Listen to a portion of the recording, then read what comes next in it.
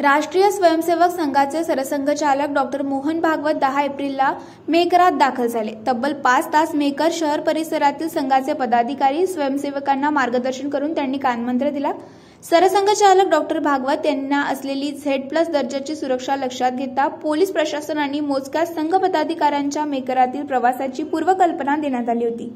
या प्रवासाबद्दल काटेकोर गुप्तता देखील पाळण्यात आली, त्यामुळे त्यांच्या प्रवासाची आज वाच्यता झाली। तसेच विस्तृत तपशील मिळू शकला नाही। सरसंघचालक मोहन भागवत यांचा गुरुवारी म्हणजेच आज दिनांक 11ला छत्रपती संभाजीनगर प्रवास आहे।